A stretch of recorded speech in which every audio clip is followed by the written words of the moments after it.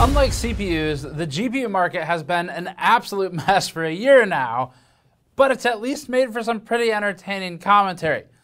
Like that time NVIDIA tried to sell a $400 GPU for 1080p gaming. 2016 called and it wants its resolution back, which was apparently 1080p. Or when AMD fumbled a clear victory. AMD at this point needs to be rushed to the hospital to have an emergency extraction of its foot from its mouth. The 4080. If you move the entire gauge, you turn it, and the needle turns, that doesn't mean the needle moved. It means that the whole gauge moved. So that's where we are, NVIDIA. The good news is that we have a lot of footage of video cards surrounded by prop money, so that'll probably be useful. Today, we're revisiting all of the GPUs currently relevant, ranging from $100 to $2,000 now, because if you hadn't noticed, the RTX 4090 has actually increased in price while everything else has mostly come down. There's some good news too though. Some of the prices are coming down and they're actually looking pretty good. The A750 suddenly is pretty compelling, down to around 180 bucks or so at the time we're filming this. The Arc 7900 XT has dropped its price once again. It's now down near $740 or so. Wait a minute, that sounds familiar. Again, we're highly suspicious of the price climb in such close proximity to Black Friday, which I really should have put a bet on that when we called that one a couple weeks ago. Not that the odds probably would have been too favorable, wouldn't have made much. But we're gonna be rounding up all the GPUs today and looking at some of your options from, again, the low end to the high end.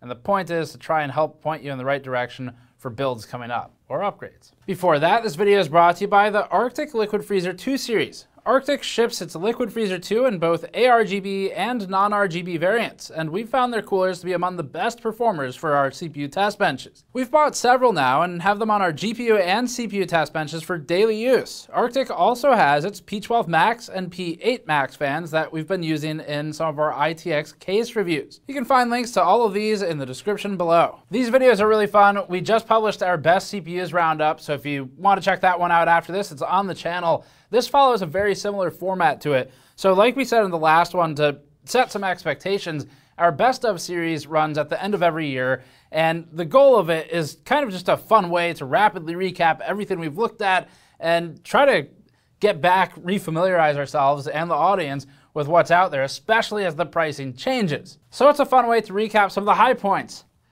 and the low ones. We are going to be going over a bunch of cards though, so for these videos, we don't make them as chart dense as our reviews. It's more of a flyover of what's out there to help situate you. So if you want to learn more about any individual card that's in this video, we'll link the reviews in the description below to help point you towards those for the extra depth, along with the links to Newegg or Amazon or wherever you can buy it. For pricing, it's all over the place right now, largely due to sales coming up.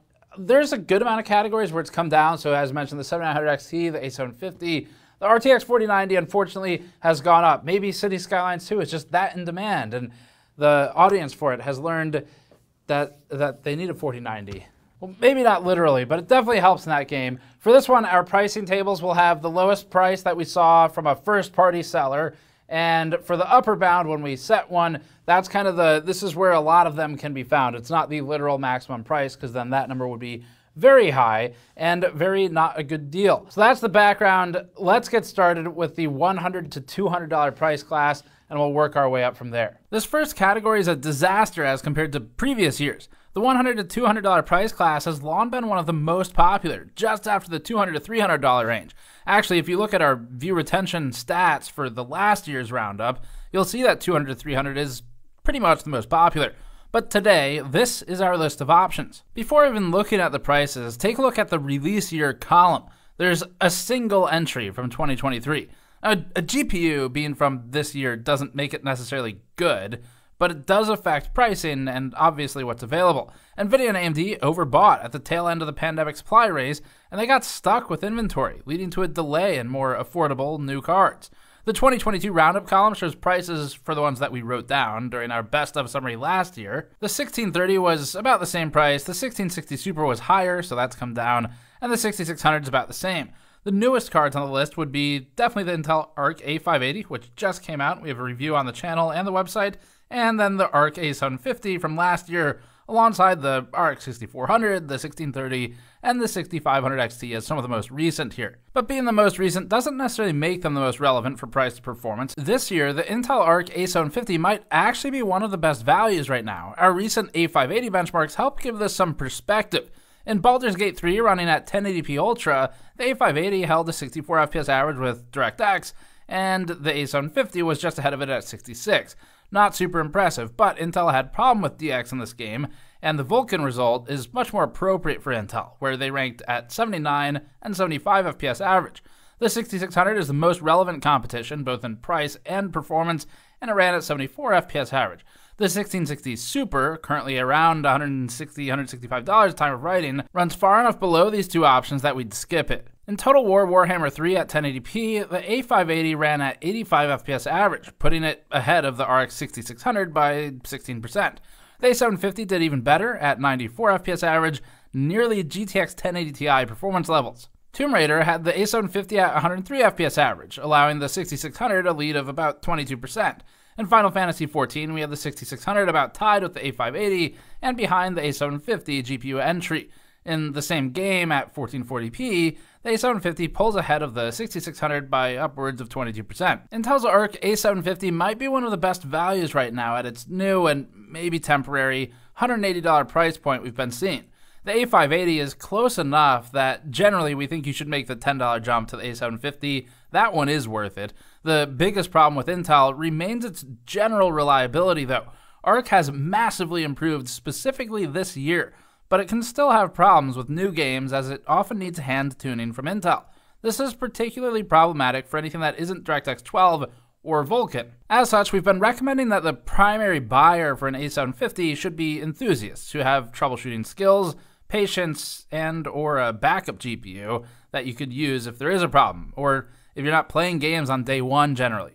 Despite its big value uplift, it's still not guaranteed that you can run a game well at launch. Starfield's a great example of that for Arc, and that's outside of the game's issues. Intel has been working on this one, but it definitely wasn't a week one title for its GPUs. So if all of that sounds like too much hassle, or if you don't want to be in the IT role for whomever you're buying or recommending the card for, consider the 6600 as one of the best competitors in performance. It's similar in price, sometimes it's better than the A750, most of the times it's about the same, and as for NVIDIA, it's basically sitting this price class out right now, probably rolling $100 bills into cigars and smoking them while watching the peasantly A750 and RX 6600 fight over scraps and pennies. The next section is for $200 to $300 video cards, which have historically been the most popular segment. Here's the options list. The release year column looks at least a little bit healthier here. The RTX 3050 is priced at $215, down from $270 to $300 when we did this roundup last year, and this card is irrelevant as compared to options from both AMD and NVIDIA, so we'll just ignore it. The RX 6650 XT and the RX 6600 XT went up against the 3060 in last year's comparison. Even today, the 6650 XT remains relevant and available, typically around $220 at time of filming. That'll probably drop with sales in a day or two, so it might come down. The RX 7600 is one of the two most relevant GPUs in this price category, currently around $240 to $270. It's already dropped in price twice since launch. The RTX 3060 Ti is still somehow hanging around at $300. The RTX 4060 is the most modern NVIDIA GPU to show up so far at $300 still. And finally, the 6700 XT remains at $300 after a price drop since its launch. Despite technically being a generation old, the 6700 XT is the most powerful by raw spec in this listing, with its 6750 XT refresh currently in the next price class up. We'll start by focusing on the 67, the 3060 Ti, and the 4060, since they're all about $300. In our 4060 review, we had the 3060 Ti outperforming the 4060 in Final Fantasy XIV at 1080p, it's like 6% better. The 6700 XT was further ahead still at 1440p. The 6700 XT held a 141 FPS average to the 3060 Ti's 135, with the 4060 getting somewhat embarrassed at 119 FPS average, but at least it wasn't a 4060 Ti. That would be really embarrassing if you look at it versus the 3060 Ti in a lot of these benchmarks, especially at higher resolutions like 4K. In Cyberpunk at 1080p, we saw the 4060 run at 86 FPS average, behind the 3060 Ti again, which itself roughly tied the 6700 XT. F1 2022 at 4K had the 4060 behind the 3060 Ti again. The 3060 Ti has bandwidth advantages here though, and the 6700 XT even led the 4060 Ti in this one. In our A580 review and using Baldur's Gate 3 at 1440p, that chart had the 6700 XT nearly at the CPU limit with the 4060 trailing. The 3060 Ti was technically ahead of the 6700 XT, but functionally they were tied here. From this set of results, the 4060 appears less relevant than it probably should be. The 3060 Ti and the 6700 XT are better options if the price is identical. The 6700 XT in particular is strong.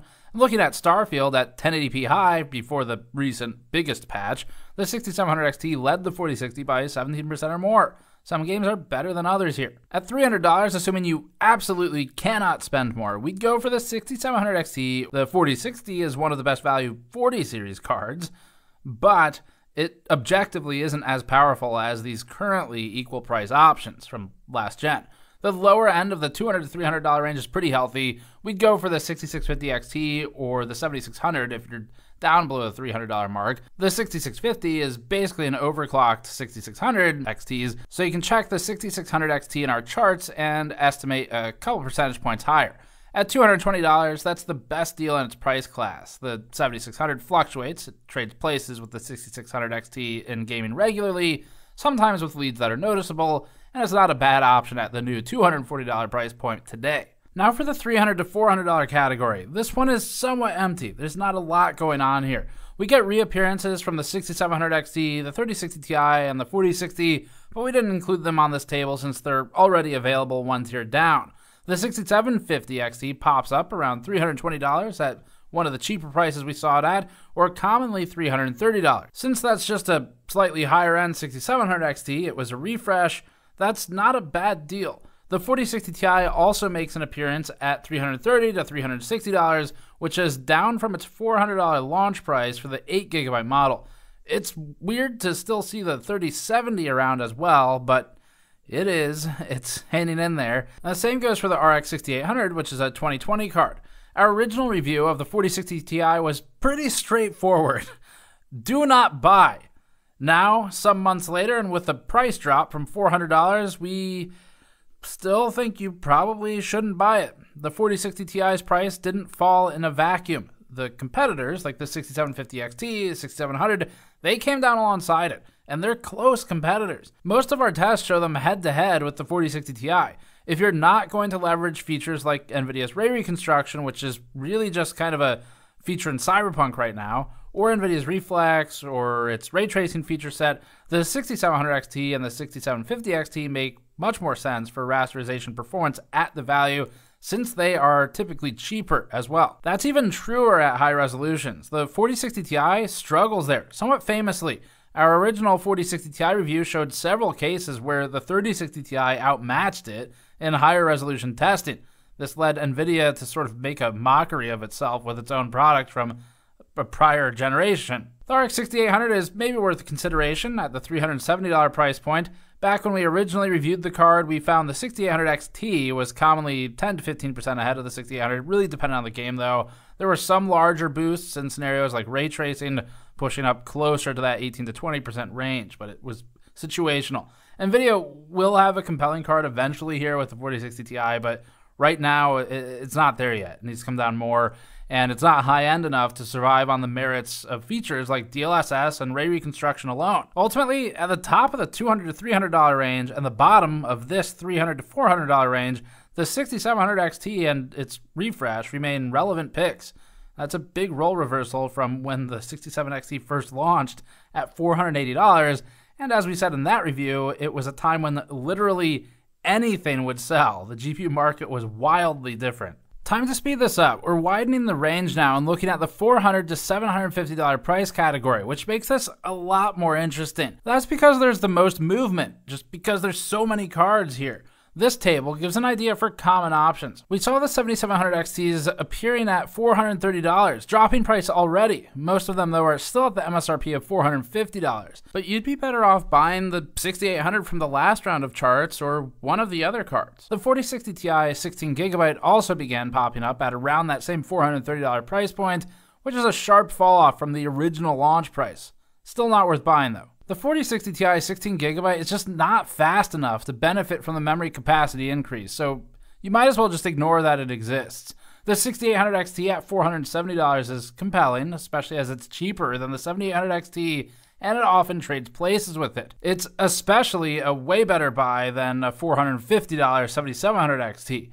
We saw the 6800 XT outperform the 7800 XT in several tests in our review, thanks to its higher CU count, among other changes. Looking back at the table briefly, the 4070 runs $515 to $550, which is actually getting to a decent price point for the 4070. And the 6950 XT is at $590 now, which is a great price for that card, if you can find one still in stock. The 7900 XT has finally fallen back down to $740 to $750. Let's start with the 7900 XT. A few weeks ago, we ran a revisit of this GPU using the PowerColor Hellhound as our test platform. We bought the card for $720 or so, which was a $180 reduction from the original MSRP.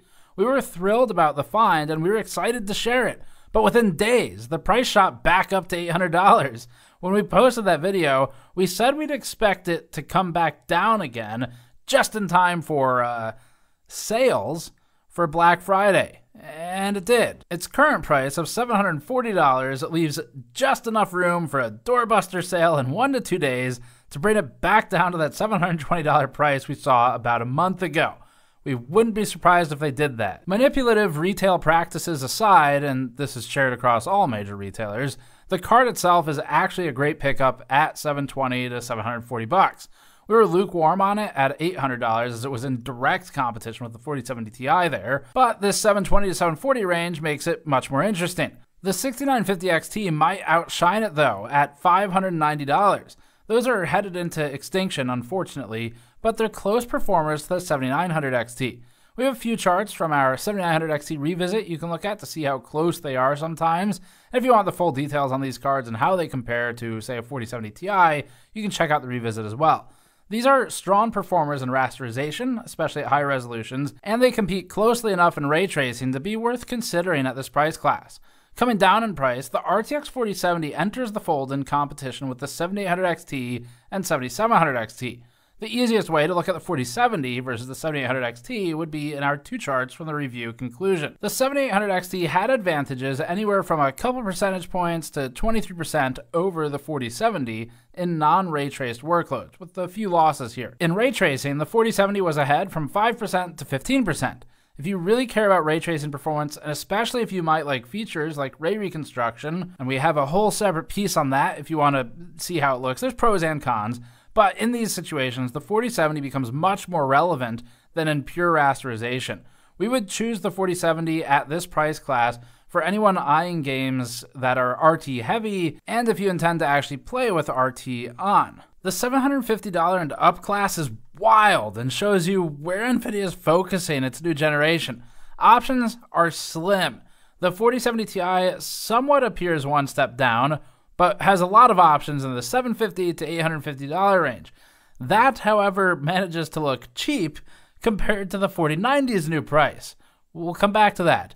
AMD's Arc 7900 XTX also remains in this upper pricing, although reduced from its $1,000 launch price. It's around $920 to $950 commonly. The 4080 is around $1,105 at the cheapest right now from what we saw, to $1,200 on average. And then the RTX 4090 has again gone up in price. And it's the only one in this entire list of GPUs that has gone in the wrong direction. Maybe that's because of sanctions or something, or maybe they just have the market cornered, but the cards are rarely in stock right now, and they also have somehow appreciated in value. These used to be around $1,600 at the quote-unquote low end of the 4090 stack. In terms of performance, the 4090 definitely distances itself from the rest of the pack this time in ways that were previously unheard of for NVIDIA's product lineup. We talked about this when we reviewed the 4090. Traditionally, the best card to the second best card were much closer together. There were times when we saw Titans that were like 4% better than the next best card down while being $400 more money. But those times appear to be gone, because with the 40 series, that gap is wide enough between the 4080 and the 4090 to fit a mid-range GPU in. This is also true in the way of ray tracing performance, where the 4090 is commonly 50% ahead of the 4080. So the 4090 does its best to establish value by providing actual scaling over the 4080, but we can live without higher frame rate to save a lot of money. The larger place that this provides value is the memory. For our workloads internally, when rendering videos in Premiere using CUDA, we've actually found that our renders complete slower on an RTX 4080 than they did on an RTX 3090. That's because the 3090's 24 gigabytes of memory gets fully leveraged in our rendering workloads, whereas the 4080's 16 gigabytes limits us severely and can slow render times down upwards of 50%. The 4090 works around this with 24 gigabytes of memory capacity, and for people who might do some gaming but also use their machine for work in a way that can leverage the memory, like for us, it's kind of hard to find an alternative these days. One of our render machines uses a 4090 for this reason, and we'd bet a lot of professional users, even though they would wince at the price, would be sort of willing to pay the price to increase the speed of work. For other machines, we kept 3090s because we need that memory in them. As for the cards below this, the 7900 XTX is difficult to justify against the 7900 XT's new and low price. Generally speaking, if you are more value-oriented, we would suggest the 7900 XT over the XTX, given how large the price gap is now. The 4070 Ti remains worthy of consideration for heavy RT users especially, and the 4080 we're still not big fans of. The pricing is just too far out of bounds, yet it lacks the professional advantages offered by the 4090, where again, people with a use case like ours or anything else that might need the memory but doesn't need Quadro type stuff, you're basically just forced into buying it, and there's not a lot you can do unless you are okay with just running your stuff slower. So of this list then, the biggest thing to remember is that NVIDIA will soon be refreshing its at least 4080 and 4070 Ti cards, maybe among others. So these categories will soon change. You'll want to keep that in mind because it's probably not too far away from today when those start dropping. And finally, the biggest disappointment category. This one's pretty hard. There are a lot of options out there. It's just there's so many to choose from. We decided to go with a trend. We've done this a couple times over the year. Actually, probably most of the time for this category we've done this. But we went with the trend because it's not just AMD or NVIDIA that launched one particularly disappointing product over the past year. It's both of them doing a cost-saving measure where AMD and NVIDIA have both made cuts to hardware while retaining older naming schema. Despite a name being semi-arbitrary, it still sets a customer expectation. We've been the most disappointed in last generation parts beating or equaling parts of a new generation with the same naming, just incremented in the first digit. The RX 7800 XT is a great example of this from AMD, where the reduced CU count and other changes often allow the 6800 XT to best it in many scenarios. This is despite the price drop because it's just confusing for the average consumer, especially one who kind of checks out of the industry for a couple of years and comes back to this. The same is true for NVIDIA. The RTX 4060 Ti was embarrassingly beaten by its own 3060 Ti at higher resolutions, and that's largely due to the memory choices and the bus choices that NVIDIA made. We'd like to see the manufacturers keep the naming more in line with what consumers already understand, or keep the hardware more in line with it. So that's it for the GPUs roundup. This one, GPUs are always a little more difficult than CPUs to round up at the end of the year because there's so damn many SKUs, and it's not like CPUs. Normally there's a clear delineation of, okay, this is a sort of eco part, that's lower power, this is an OC part, this is HEDT part. You have a little bit of that with the GPUs, but because there are multiple generations being sold from now 3 vendors, it gets a lot muddier to sort through. So for this, hopefully that helps just narrow down the options in each price range, so then you can look into the individual reviews for those.